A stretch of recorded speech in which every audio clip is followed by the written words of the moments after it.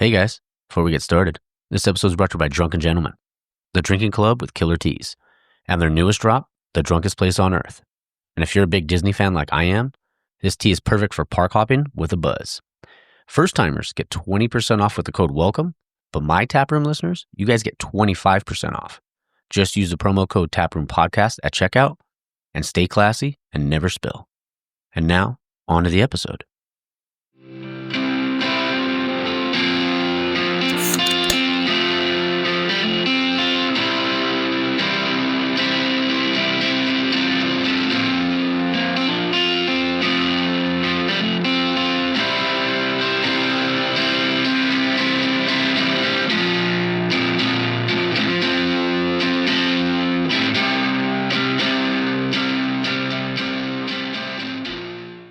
All right, and we're back. This is episode 122 of the Taproom Podcast, and I'm your host, Mike.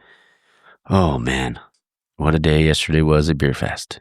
But before we get into that, this episode was with Tim Weaver at Branding for Breweries on Instagram. Got to talk all the way across the pond. Man, it was just a really fun conversation. And I've always, obviously, one of my good friends is in the industry is a Peaky Boozer.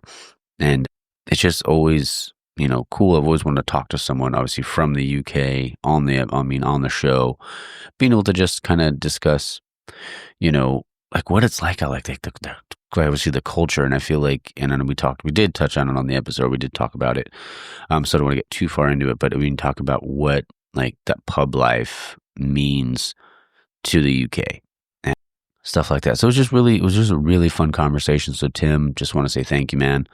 Appreciate you being on. It was a fun one, so I can't wait for you guys to listen to it. It's going to be a shorter intro because I do have to get on at it or get ready, go take my pops to breakfast, so that should be a good time for Father's Day. Happy Father's Day to all the dads out there. But Beer Fest was a freaking blast. It is every year, but this year I got to go with my brother. My brother came with me, and I was telling him yesterday, we were talking about it, it's like, when you get to go to these things, you don't get to see everyone all the time. So it is like having a beer family reunion, and, you just get to talk and have fun. And I got to I don't remember how many brewers it was, but I got to talk to quite a few. It was Danny, record some content. I got to talk to a lot more than the people I recorded with, but got to record a little something with Bridget, got to record a little something with Danny from Hop Saint, Jared from 14 Cannons, Ian, there's more. Abraham from La Bodega, Christian from Campsite. There's more, but I just can't think of it at the moment. But yeah, it was just so fun. Some phenomenal beers there. I'm trying to remember them all. Man, there was I think it was called High Five Brewing. I had their West Coast, pretty freaking solid, man. Everything, and I did get to talk to with the people at Aero Lodge as well. Man, just every beer I had yesterday was fantastic. I know, obviously, there's a ton going on out here in Southern California right now, or around the world, really. But having a festival like that, if you can get your mind off of it, even if it's just for a couple of hours, it's just a really good time. So, yeah. All right. Well, next week is going to be the Beer Fest episode. So stay tuned for that next week. And then on Tuesday, I'm recording at Alchemy Craft. Super stoked for that. And then Thursday, recording at Victor from Boomtown. Super stoked. I might do something over the weekend. Then also we'll have the thank you episode. I think I'm going to record the thank you episode with Luis. I'm over at Level Up so we can, do all the thank yous, have some beers, and just have a good time. All right. So let's see, like I said, short intro. Hope you guys enjoyed the interview. I almost ended the episode right there. Hope you guys enjoyed the interview. Hope you guys have a great day. Why am I doing that again? Enjoy the interview with Tim Weaver at Branding for Breweries on Instagram. Cheers. All right, guys, we're back in the tap room, and I'm your host, Mike, and I have a very special guest on the show today. All the way from across the pond, I have Tim Weaver, also known as Branding for Breweries on Instagram. What's going on, brother? Doing good, Mike, and thank you so much for having me, man. I appreciate we've got some crazy time zone difference going on here right now. It's almost bedtime for me, and you're just in the middle of your day. Oh, yeah. I'm on my lunch break, as a matter of fact. But yeah, man, I'm glad we got to do this. I know I kind of messed up the scheduling last time because they forced me to work. But Yeah. It's cool. We both had we have our burdens to bear. I got the time zone wrong one time. You had to work, but we made it happen. It was going to happen. It was a thing that needed to be here now and on it. Oh, definitely. Well, and I see that you're having a beer. I wish I could have one with you because I'm on on my lunch break. And if anyone listens from work, they'd be like, "What is going on?" So, but what are you having? Perfectly acceptable. It's past 12 p.m. It's 8 o'clock here in the UK. I'm Mm-hmm. getting on it, man. There you go. Well, what beer is that? What kind of beer is that? Cheers. So this is a tropical little number. It's a tropical pale called what was it? Ghoulish Mustache Experiment from a London brewery called Full Circle Brew here. Okay. Great guys. Bumped into them a beer festival not that long ago, and they very, very kindly sent me a 12-pack as a thank you for me making an intro to someone else. So I was like, I'll take that any day, any day. There you go. It's one of the best parts of this business, the free beer. Am I right? Exactly. Yeah, it's a nice little perk for sure. Oh, 100%, man. No, but the craft beer industry is great. But I mean, for you, for what you do, and you're from, can you tell us again? So location-wise, yeah, I'm based in Bucks, which is around about 40 minutes outside of London. I like to describe it as it's like London, but we've got more green stuff. We've got trees and fields, unlike all the built-up city stuff that people expect from the UK.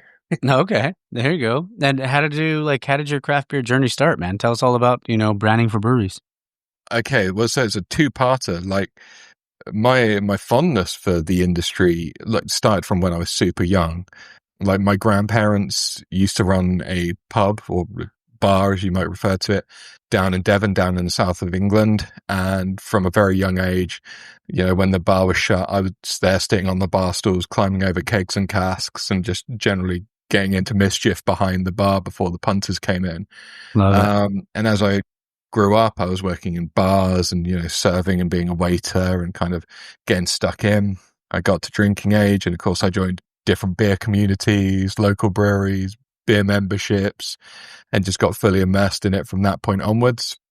And then my creative journey has been going for a long time, but I've been a creative director of an international agency, and the last role was like a niche agency that worked with independent schools all over the globe.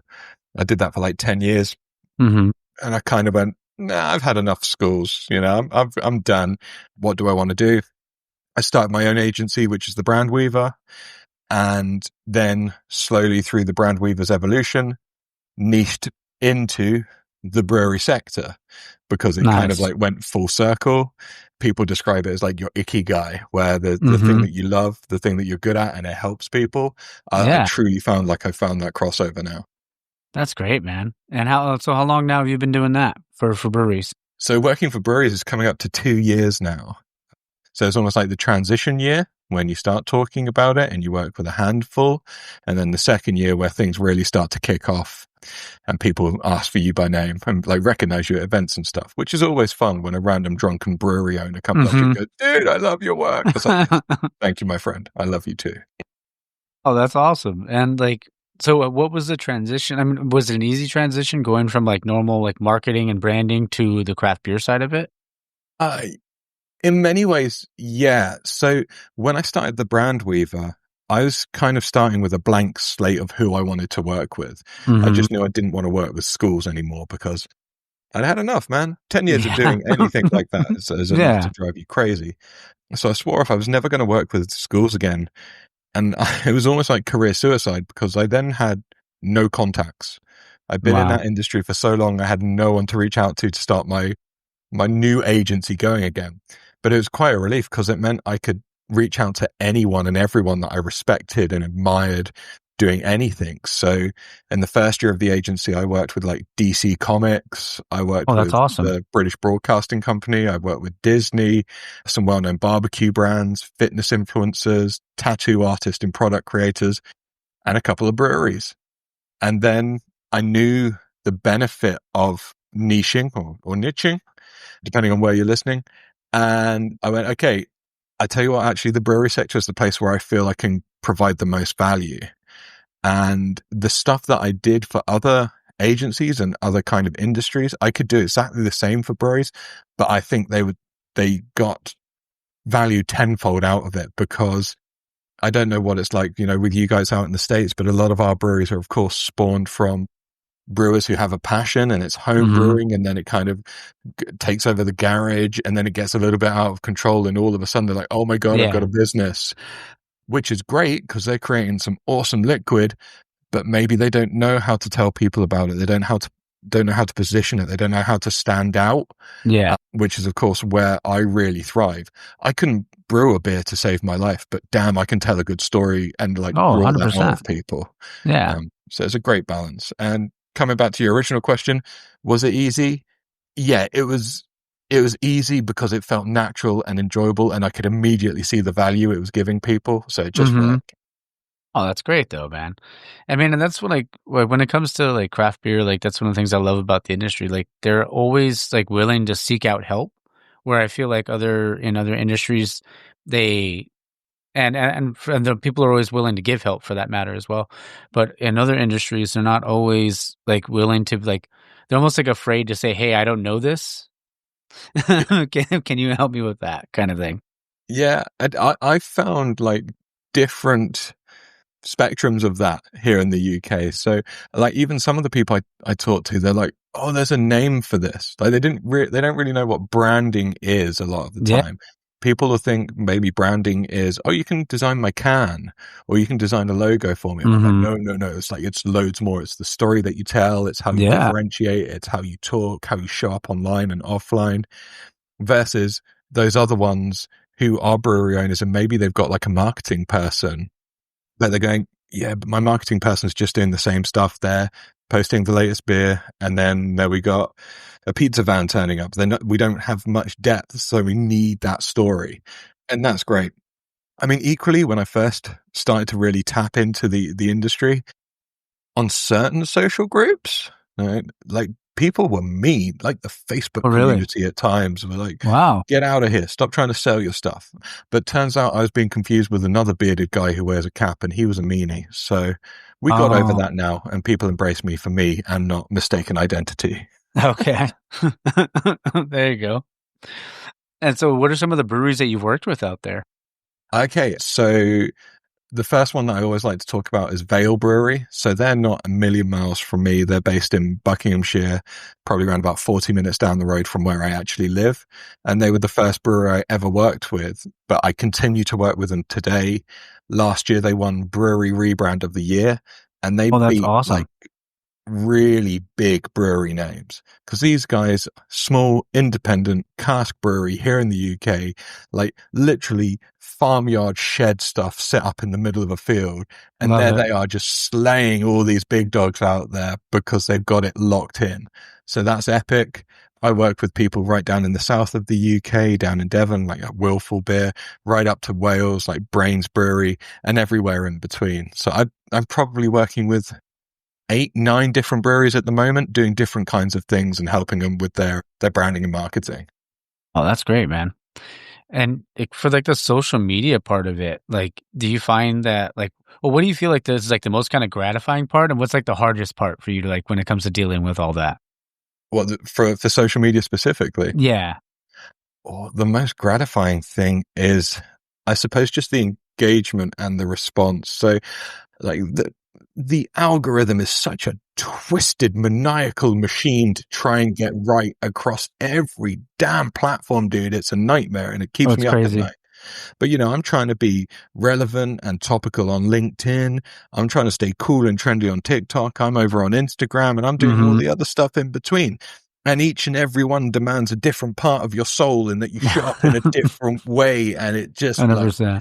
I'm a husk of a man by the time I've finished my social media routine in the morning. But the most fulfilling stuff is actually the recognition you get outside of the social realms. So the one thing I really struggle with social media is it's hard to measure impact.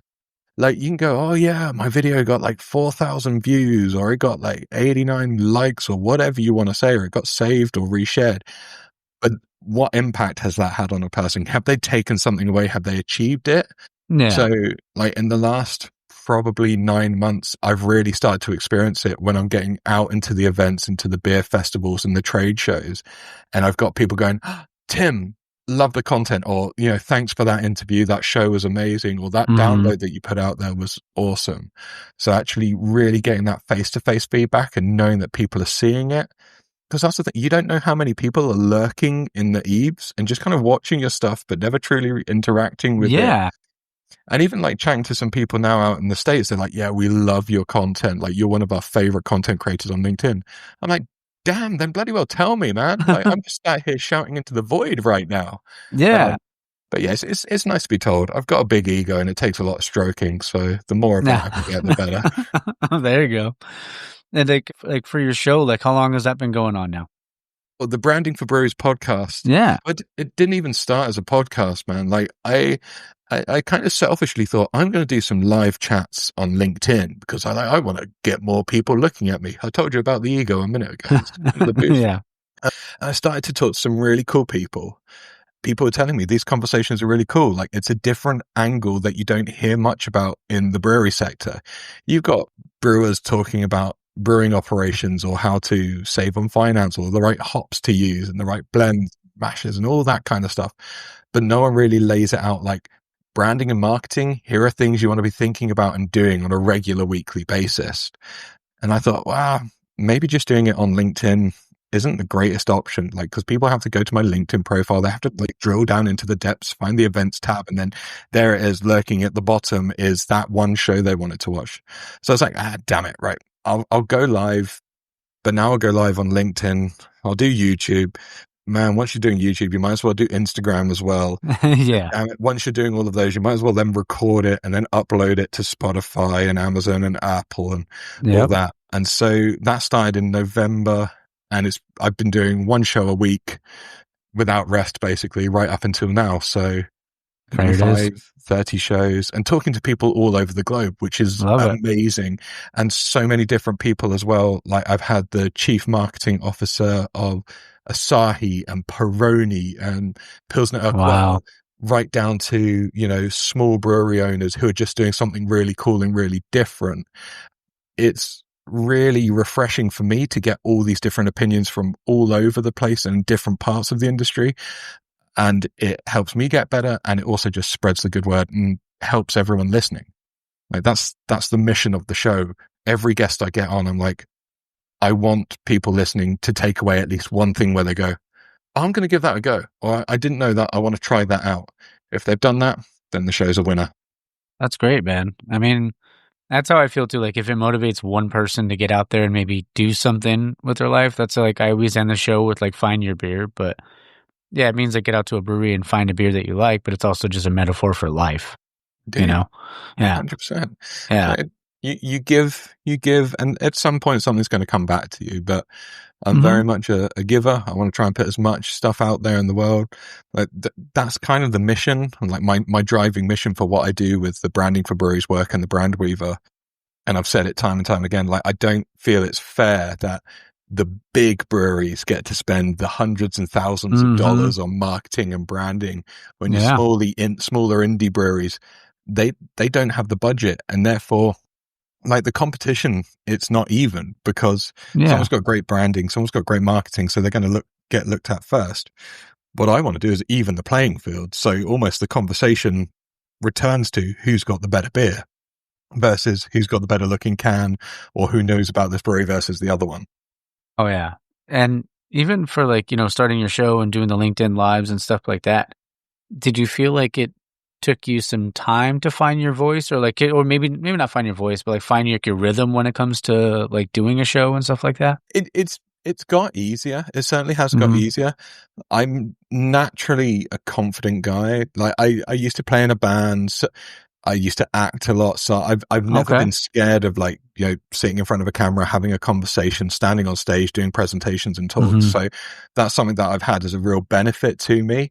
And I think just the fact that I'm genuinely inquisitive, like, each of my shows has a structure, and I'm like, this is what we want to talk about. But if they say something which I'm like, oh, I don't quite get that, or I don't know, maybe other people don't see it that way, I'm not overly afraid to go, yeah, but could you tell me a bit more about that? Or what if someone said this? Like, would it still work?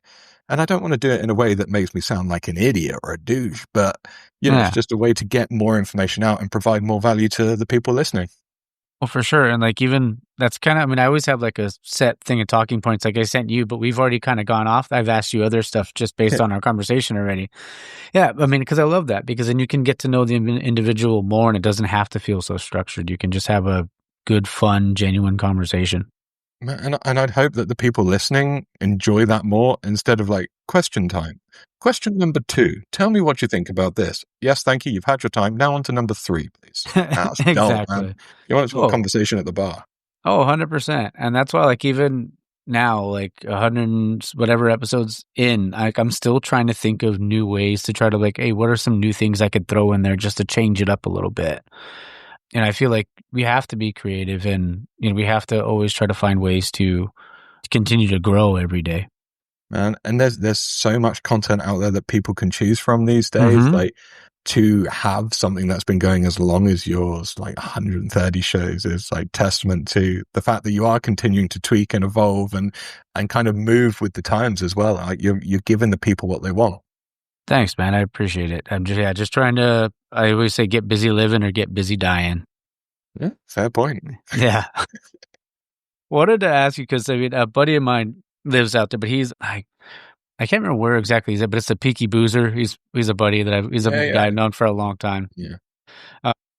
But I've never got to talk to him on here. I was always curious about the craft beer scene in, you know, obviously in the UK, like how it differs from here and like the ABVs. Because I know you like, well, like for a long time it was like the lower ABV beers, right? Yeah, But for sure. yeah, what's it like out there? So like the craft beer scene, I suppose, versus our public scene, our pub scene is like two different things. Gotcha. Craft is we've always looked to the States. It's always been States inspired. We've always been kind of behind the times, where they're like, oh, cool, they did something great. We'll do that 12 months later and see how we get on, shall we? But, you know, we've had our boom. There were like 3,000 breweries in the UK. And, you know, you compare the size of the UK to you guys in the States, there's still a fair few breweries, but we're nowhere near that now. We're closer to like 2,000. And the reason being is it is those hobbyist breweries that just maybe haven't connected all the dots and that they didn't survive. But what that's meant is this is kind of really cool filtering out of the okay craft stuff, and it's leaving like a pocket of awesome breweries in each city that you now go to. So you can jump in and be like, dude, these guys, you know, they've got a wicked nitro stout. These guys are well known for their hazies. You know, these guys are just doubling down on lagers. But everyone's really starting to own their particular vibe and style. And you get kind of like themed bars versus, you know, something that might just be a bit more broader. Our tap rooms are really diverse now. You know, they support a lot of independent beers. And, you know, we're very lucky to have that blend of not just kind of your keg beer, like your IPAs and your hazies, but we've got a deep heritage for cask beer or ale here in the UK as well.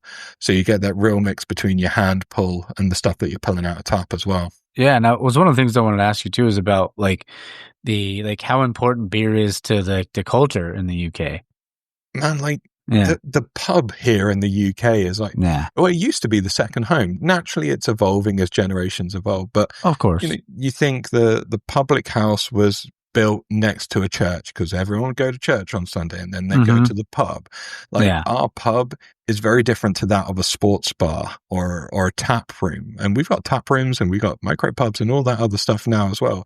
But a pub to me is like that one of those last bastions of where people can get together and it's a meeting of minds and it's a melting pot of opinions, and you can still get like 5 old granddads sat around complaining about the times whilst, you know, their kids, younger generation, they're just the 2 tables over and catching up about the football or whatever it was that's going on. Like, it's a real even playing field. And to me at least, it doesn't matter if you go into a traditional pub, doesn't matter where you are in the UK, it has that sense of home and familiarity to it, where you're just like, this is good. This is a grounding. Doesn't matter where I am. I can get a good beer. I can sit down. I can chill out. It feels warm. It's like a big cozy hug of a venue. Oh, I love that. I mean, and what are some of your favorite styles to drink? Oh, okay. So I'm very kind of ritualistic in terms of like, it depends what I'm doing at the time and what season we're in. So I think like I don't think you can be like just a really good IPA, to be honest with you. I think it's just like kind of a beautiful middle ground. I am a part of the hazy bro train. Like I do love myself a hazy or a New England or West Coast, but equally like getting some rich ambers, red ales as we get towards the autumnal fall seasons. Like there's nothing better than going out for a walk with the dog over the fields. It's cold. You're wrapped up. You're wearing your scarf and your jacket, and you find that lovely pub on the hill, and there's a little glow of the fire.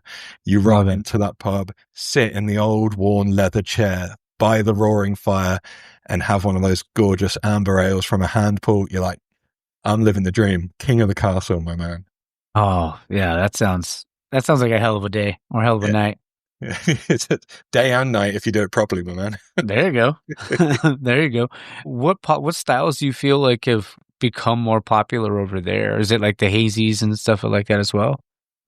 I mean, in all fairness, kind of based on what I do as well with the branding and marketing, you see a lot of breweries focus on what is probably 5% of the total market, maybe 10% if they're trying to be ambitious. So they're all playing with your hazies, your double IPAs, the triple IPAs, New England's Westies. But realistically, when you look broader, it's the lagers, it's the mid-strength beers. You see a slow rise, but a definite rise in the low and no sector, of course, as well. We're a little bit behind the curve, I think, because we're from the UK. We still really, really love alcohol. But it's getting there. And even some like fruit-based stuff as well is starting to be more appealing because it's a bit different. Like we've got the rise of the sour stuff as well.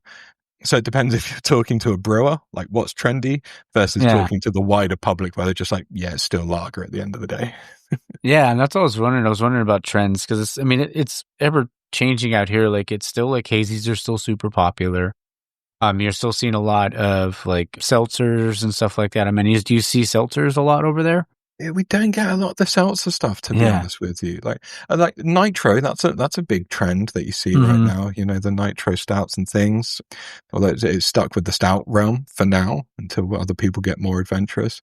No, not really seltzers. More the sours that we see. Maybe a few radlers. Okay. But, yeah, seltzers just hasn't really crossed the pond. Obviously, we don't.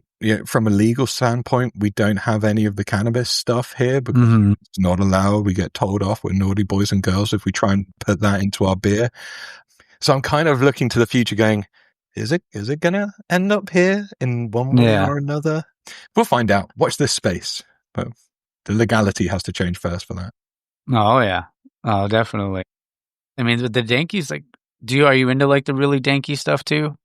Like when it comes to there's a time and place for it. Like I kind of like that as kind of a cool experiential thing. Like where I've got a couple of buddies and we got like 4 or 5 cans and we're just trying a little bit of each. There's a sweet brewery here in the UK called Asvex, and they just released a 5-pack collaboration called the Genome Project, and they're just like 5 cans. White labels, each one's got an alien on it with DNA strand stuff coming out of it. It just looks so sci-fi and cool. Wow. Each of those are like dank heavy hitters, and the best way to enjoy it is I had a buddy over and we just spent the evening waxing lyrical about like the nuance behind each one and proper geeking out. Oh, that's great though. I mean, that's kind of how I feel about barrel aged stuff. Like like barrel aged stouts. Like I can have like a little tester. But that's about all I'm drinking. I'm not drinking the whole thing. Yeah, pretty much. It's like some of those, like they're super high ABVs. And I'm like, I'm not trying to do that. I've got a 12% Imperial Stout in the fridge right now, and I'm just trying to pick the time. Like, you can't crack that open on a weekend. I mean, on a weeknight. Sorry, like you gotta find that special time for that. Oh man, that's so cool. Because I mean, I've always obviously wanted to try to visit, but I mean. And I'm always curious though, like too, even when I was younger, like what's the actual drinking age there? 18. Was it 18? Okay. Yeah. So there are rules, supposed rules. Like I've never had anyone confirm it that like I think it may be 16 that if you're served wine with your meal by a waiter or waitress, then you can have it. Oh, But gotcha. I don't know if that's some kind of like old wives' tale, if it's some myth, because I never tried it as a 16-year-old. Dude, I was drinking since it doesn't matter, actually. We were recording a podcast. Yes, 18. I was definitely 18 and drinking legal age. I was when I used to tell stories on when I had a different show about like drinking when I was younger and doing a bunch of dumb shit. When I was younger, it was like, the statute of limitations is over, thankfully. So I wouldn't have to worry about it. But yeah, crazy stuff. I always had the benefit of always looking a lot older than I was. So, I could confidently walk into a pub and be like, barkeep, one of your finest lagers. Thank you very much. He was like, oh, did you bring your kids? I was like, yes, Yeah. yes, I brought my children. Love it. I love a good, like, and this is probably going to sound so dumb, but like when I was younger, I loved Boddington's, like the Oh, okay. pub I ale. did Like, not expect that. yeah, when I was a kid, when I was younger, I just would, every time I would drink it, it was just like, it's super, go down super easy and it's super like creamy, velvety, but like still light too. Yeah. But what are some styles out there? Like if someone was going to go out there to try something like that, but is it a Boddington's or is there like a specific brewery that would do that? Man, I think just getting to like a traditional cask brewery is a great way to like almost get a bit more culture and like the history of brewing in the UK, because like the keg craft stuff that's relatively modern, right? Like I say, it's inspired by what you guys are doing in the States, but the cask stuff is more ours, more the UK, and you can get you can get your IPAs and you'll get just kind of a whole range from that point on. And there's just going to be, there's beautiful nuances. Like every brewery will maybe have 6 to 8 regular beers that they're doing. And they might go up to like a porter and, down to like a more sessionable thing. And you get yourself a flight and really almost go on the journey and the history of the brewery that came with it. Yeah. And that's always a really nice way to enjoy it. And you've also got like the north-south divide where different brewing styles and almost like pouring techniques are different in the north versus they are in the south, and even the water that you get from the north versus the south is different. And so if you really do it well, then you spend a fair bit of time in the UK kind of like going through the major cities, and you can track the evolution of like where certain ingredients were imported or where the water came from or where the history and the nuance of the brewing came from, and even the equipment. Like, there's some great books out there about it. Love it. None spring to mind at the moment though, because I'm terrible for that stuff. No, it happens. It's like asking somebody to name their top 4 Tom Hanks movies or something like that, and then their brain just draws a blank. Castaway. Always Castaway. Can do that one, dude. I just can't tell you about brewing books. Oh, yeah, no, that's a great one. But yeah, no, I've always like, did you ever like think about getting into the brewing side, or do they collaborate with the brewery or anything? I'd love to collaborate. I think that'd be a wicked thing. And I know, other people in the sector here in the UK are doing it. It's a weird one for me because of my day job where I do branding and marketing for a brewery. So it's almost like, but if we collaborate with you, you're basically not just doing your job anyway, but not getting paid. So it's kind of a weird one. I'm sure there will be time out there. And I almost become ambassadors of each and every brewery that I work with anyway, just because I'm so damn proud to promote them. But my knowledge and expertise in brewing really started and stopped with like 2 failed homebrew experiments. Okay. Like maybe 2 months before the birth of my first child, and at which point I realized the kitchen required more worktop space for bottle cleaners and sterilizers and general Tupperware and all the strange electrical plastic things that kids need. So I tell you what, there's a load of pubs and breweries who do really good beer. I don't even want to try and compete with that. I can make things look pretty. I can tell the story. I can do that, and it doesn't take up as much kitchen space. So ultimately, that's where I've come to.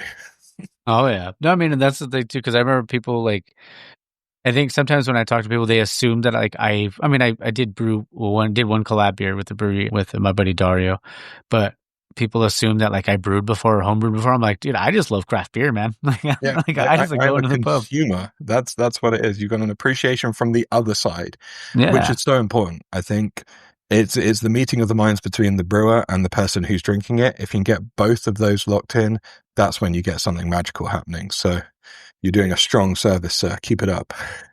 Thanks, Ben. Just kind of going back to the styles a little bit, I want to ask you something about a little bit of football. Like, what are some other styles that you like feel like maybe you don't see a lot of like on boards out there, like on menu boards, because out here, a lot of times you don't see a ton of black IPAs. We don't see a ton of brown ales and stuff like that, like we maybe used to. But are there some out there that maybe you don't see as often anymore? Well, I think like the seltzer thing that we touched on, that's very, very rare that you see here. Black IPAs, that was like a flash in the pan situation where there's kind of like a brief trend and you're like, oh, cool. No, that's gone again. No one's drinking that. Yeah. I really miss the honey beers, like the sweeter beer stuff. That was cool. That had a moment last year, but you don't see a lot of that these days. And yet more it is dominated by the IPA family and your stouts and your porters and brown ales. That's still a thing, but you've got to be in the right place for it. We got Camera here, which is the campaign for real ale, and so they're banging on every pub door, making sure they got a brown beer in there somewhere. It's got to be there because you got to satisfy the granddad who still wants the stuff from the good old days. Oh yeah, definitely. And that's the thing. I love that stuff too. Because it's so rare to see it on menus now, but when I do see it, I'm like, yeah, I'm going to try that. I mean, I think I tend to find myself like, I'll go out and I'll have like a couple of high percenters, but then I'll roll back onto those good cast stuff because it's just, like you mentioned, Boddington's, it's smooth, it's easy, it kind of just chills you down, it calms you down a little bit after going a little bit too adventurous and gung-ho with some of the crazy stuff first. Oh, yeah. But it's like they have the saying out here, but I mean, I guess it's easier with like lagers instead of the liquor, but they always say liquor before beer, you're in the clear. Beer before liquor, you get sick quicker or something like that. But I feel that way with lagers. Like I'll start off with like maybe a double West Coast and then I'll do like a West Coast Pilsner because it's only 5.3 or something like that, or a lager. But I know lagers are so important out there for you guys, right? Yeah, man. Like it is. When you go to our pubs and bars, it's all that low to mid strength stuff. You're not going to see anything above maybe 5.5, and like 5.5. That's rare.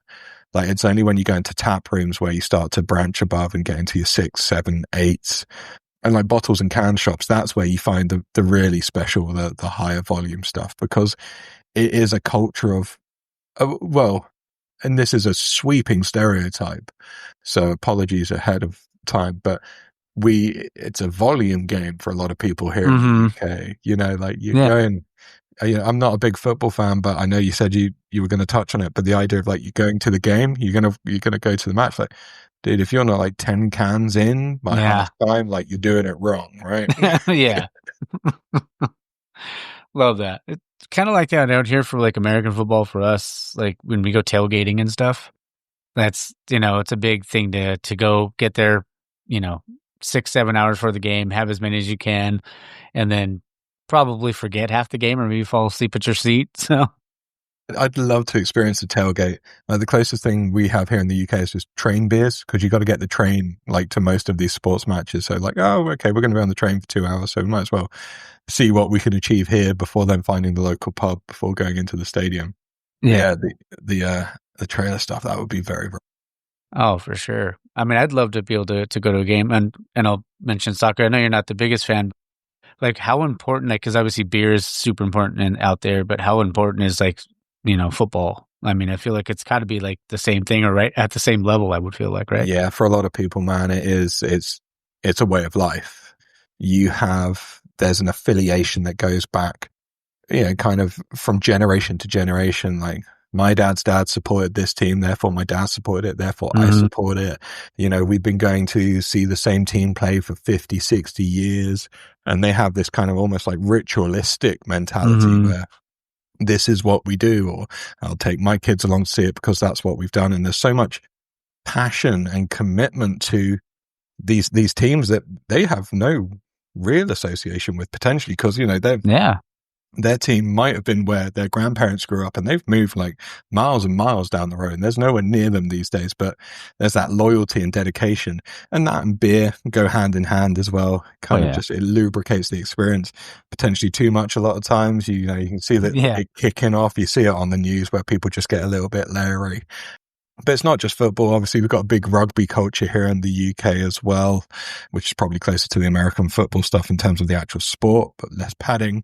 But again, like just back in the day, it was heavy beer consumption and then watch the match, whatever it is. It's different now. Of course, it's evolving. You look at the World Cup when it was, heading out to the UAE and everything was 0%. Like beer was still there, but the alcohol was taken out. So the culture aspect was still there, but it was tweaked and adjusted for, where they were in the times. Yeah. It's wild. I'm a Chelsea fan. They've been terrible the last couple of years, but I still support them. There you go. See, it's a diehard. You're with these teams through their ups and downs. Well done to you for keeping with it. I'm just like, yeah, that's cool. I prefer other things in life, but each to their own, man. It's fine. Yeah. No, I'll still wake up I won't do it every Saturday during the season, but before it'd be like 4 a.m. or 5 a.m. sometimes. I just roll over, turn it on, try to stay up, and then if I fell back asleep, I fell back asleep. But at least I tried. Dude, you're not even watching it on replay. You're actually trying to get up at stupid o'clock to catch it out. Yeah, I'll try to do it. But yeah, what are some other hobbies you have? So I'm a big musician. Like my whole design and branding career started through music. So I played in bands for years. Like I used to tour in a metal band and we wrote and released music into the shops and things. And so I learned to design because I was doing the merchandise and the posters and the album artwork for all that stuff. And then I was like, oh, okay, well, if the band doesn't make it, at least I can maybe try and make a career using this design stuff. Yeah. And yeah, I still very much like music is just part of my everyday life, going to live gigs. And I think that it's another reason I really love the craft beer community, because it's a similar level of creativity, but in a different way.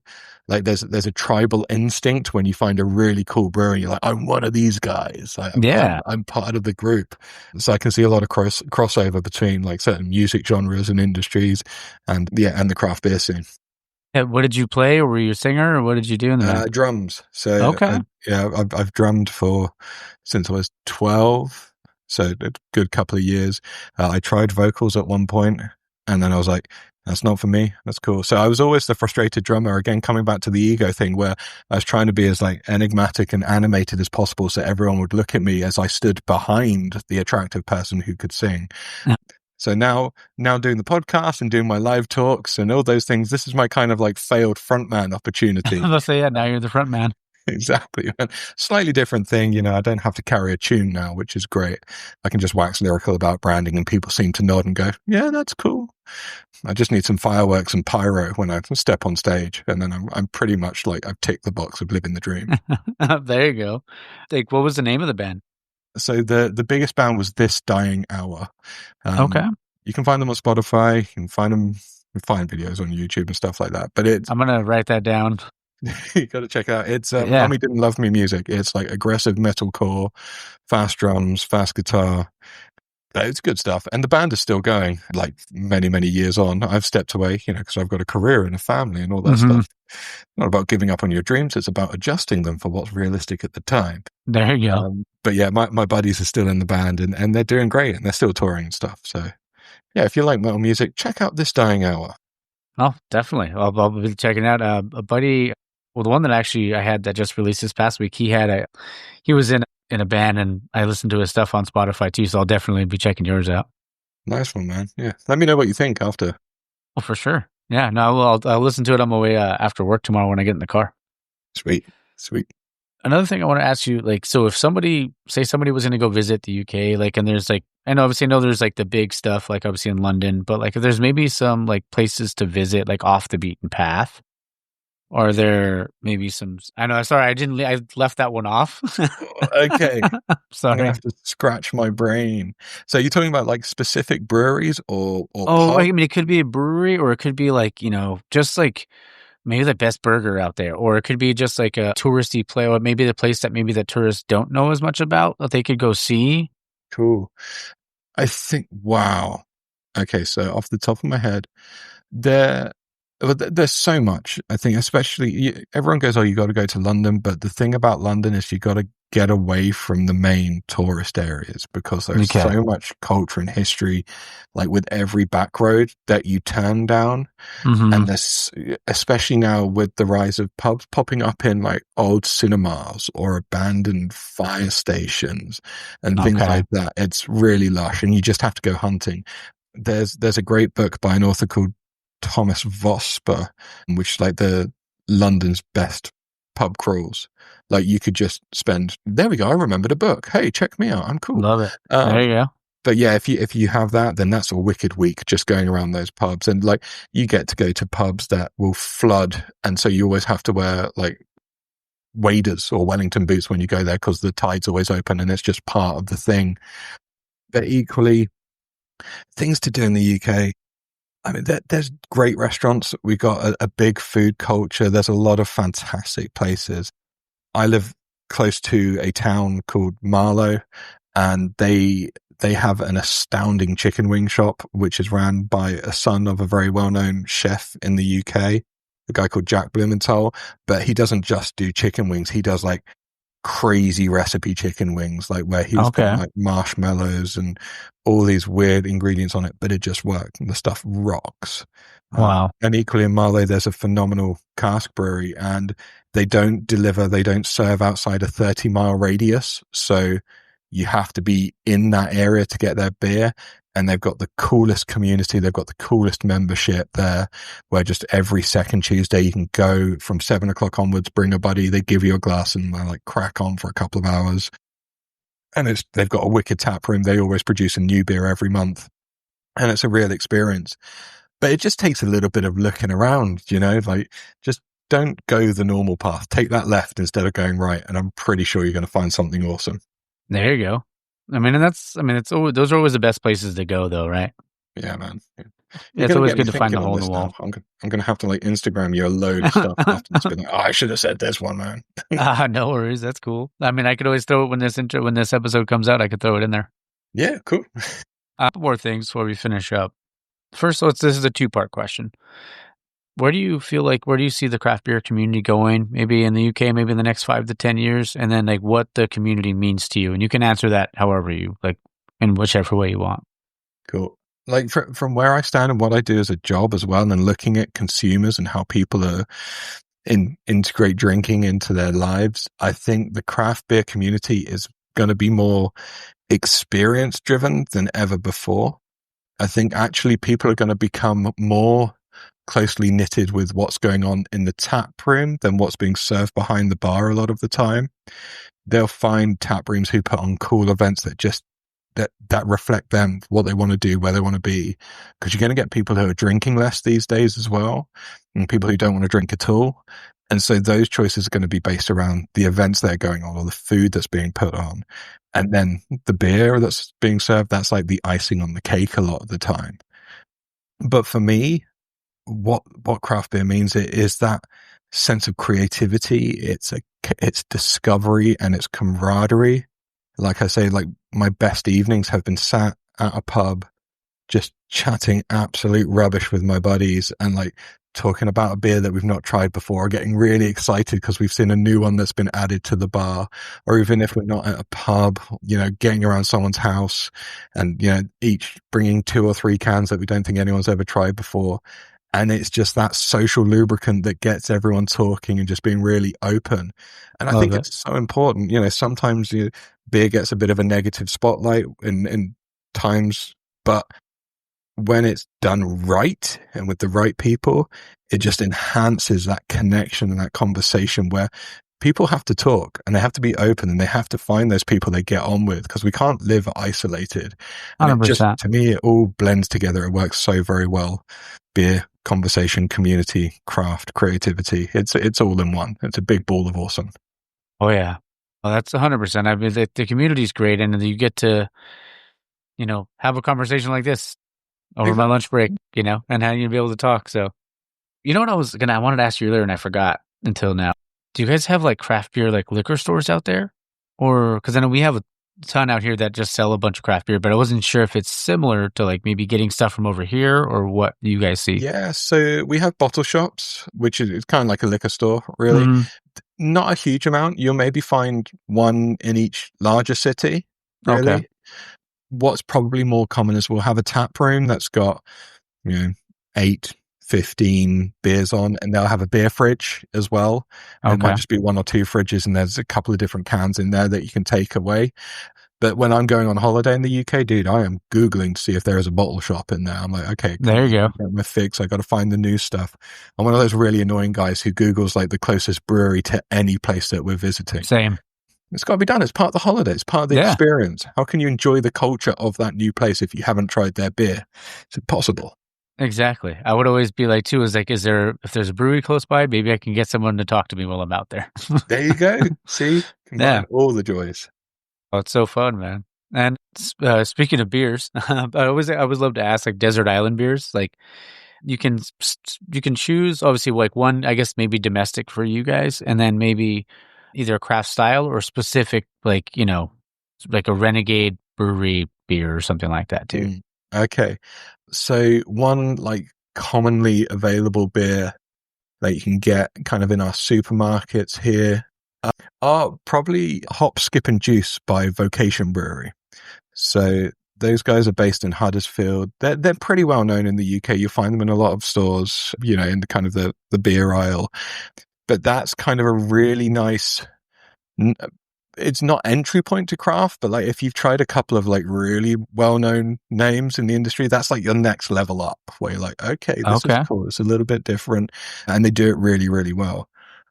If I were to shout out like one brewery, like there's a brewery here in Reading called Phantom Brew Co. And I swear to God, I've had like 25 different beers from them and they can do no wrong in my opinion.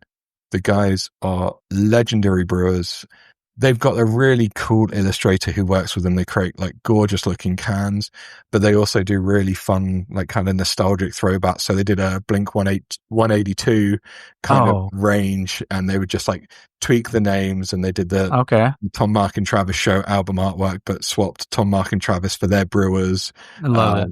And yeah, it's just those really cool things and just being that kind of like metalhead pop punk kid at heart. Like it really pulled on my nostalgic heartstrings. So I was like, yeah, these guys, they've got a place in my heart forever.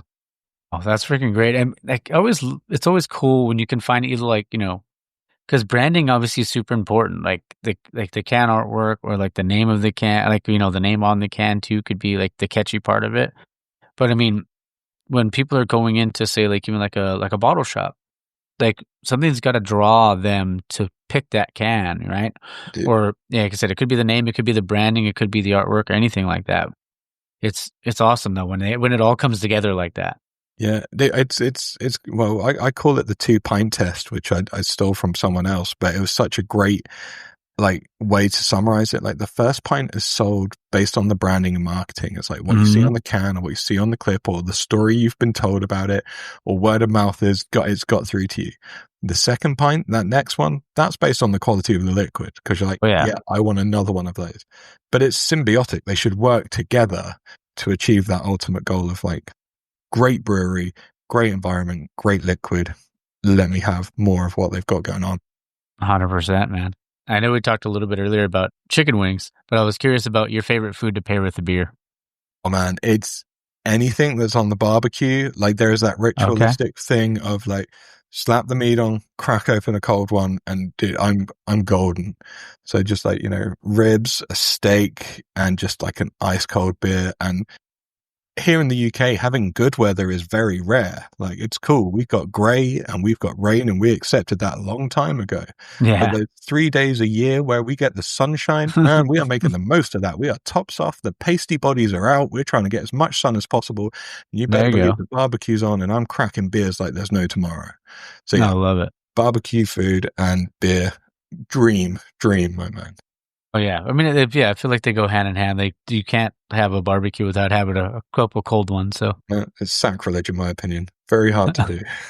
100%. Oh, I got one more question for you before we finish up. But I want to say before we do that, I want to say thank you so much, man, for coming on and making all this really work out. This has been a really cool chat. Like it's just flowed so naturally, and like the questions. And thanks for like piquing my interest, man. This is such. So you're teasing the good stuff out of me, buddy. I love it. Oh, I love it. No, that's great. I mean, and the more we could do, and we could always do it again too. So yeah, let's make it a regular. Yeah, and before the one question I would love to ask at the very end is, if you had to describe yourself in one word, what would that word be? Ooh. Yeah, I left it off. Man, this is something. It depends who you ask about me. Mm-hmm. Giving. Like, Okay. I think it just comes back to the mission of where I just want to help those breweries, those indies level the playing field. Like, that's my aim. So that's what I would use for myself. If you ask my wife, she'd definitely use a different word. But you're asking me. So let's go for giving. Love it, man. That's great. And I just try to leave that one off on purpose because then it makes the person think like right in the moment. Yeah. Kind of thing. But yeah. It does make me sound really egotistical though as well. Like, yeah, I'm going to call myself a giving guy. It's what I'm trying to be though, you know? Oh no, I mean, that's for me. Like when my buddy first asked me that question a while back, like he asked me and I was just like driven, I guess. Because I mean, I love to like, I was never that way before. Like when I was younger, if you were to ask 20-year-old, oh, I guess I'll use my real name, 20-year-old Jonathan, like, do you want to move up in your company? Do you want to do more things? I would have been like, nah, I'm good. It's weird, right? Isn't it? Like, I think it's only as you get older where you start to go, oh, okay, cool. This is what this like learning thing's about and what I'm interested in. And learning becomes a pleasure and a joy versus when you're like stuck at school at like a young age where you're like, I'm getting taught all this stuff. It just feels like hell. But now I'm like, I want to soak it all up. Like I'll spend hours on YouTube and being like, okay, cool. Talk to me about X, Y, and Z. And like, yeah, if you can go to school older, that'd be cool. But God knows what you do when you were younger then. Maybe you should have a job then, like 5-year-old mechanics. What could go wrong? Yeah, exactly. We'll figure it out. Oh, man. Well, we can stay on the chat for a little bit. I just want to say thank you again, Tim. Super fun. I love how these are the conversations I always look forward to because it just, like you said, it flowed easy. We didn't have to like, I wasn't trying to like jam you for answers or anything like that. But no, you were fantastic. Tell me more. No, you were fantastic, man. Mike, man, I really appreciate it. This has been amazing. I love chatting beer and I love chatting this kind of stuff. So thank you for the opportunity. I love it. Of course, man. And go ahead, plug everything. Plug it all. Oh, okay. So here comes the big plug from Tim. Okay. So yeah, you can follow me on Instagram, which is Branding for Breweries. You can connect with me on LinkedIn. Just look for Tim Weaver or the Brand Weaver. You can find the podcast Branding for Breweries on Spotify, Amazon, Apple, YouTube.